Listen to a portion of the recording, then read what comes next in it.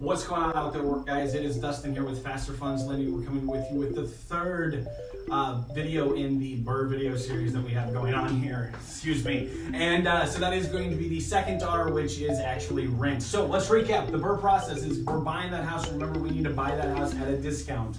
We are then rehabbing that property, and now we're going to rent that property, which is what we'll get into today. And then we refi that property, and then we repeat. All right, so we're gonna rent this property out. That means the property has went through all the channels of rehab, the inspections are done, and we are good to rent the property. So a couple things I wanna talk about when renting these properties, because while you're gonna be doing this, you don't want it to suck all of your time. So there are systems out there for self-showings, and this saved us a ton of time once we started that. Self-showings is where you get a digital lockbox through a different company, and we can, share those companies. Show Mojo's one, Tenant Turner's one, but you put the digital lockbox on the property. They have to submit their driver's license to get a code. That code only works for them during their window to show it, so it saves you a bunch of time with those no-shows. So remember, those technologies we use are Tenant Turner and Show Mojo.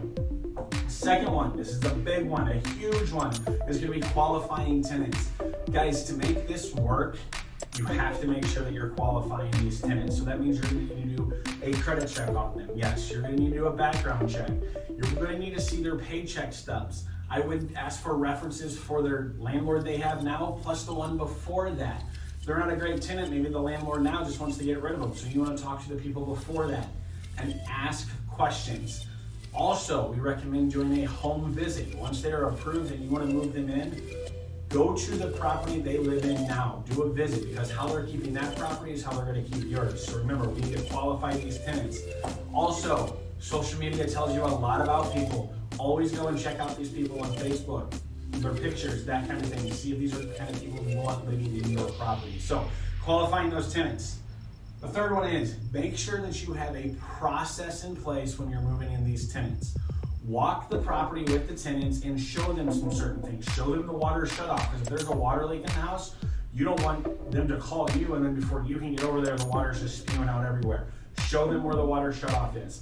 I would also, I always do professional pictures, so that way if they move out and there's a hole in the wall, I can say, hey, well, there wasn't a hole in the wall when you moved in, and have them sign a form that if they do see damage, that it's all documented. So make sure you have your processes in place. Guys, this is kind of a big synopsis of the rent section of the BRRRR process.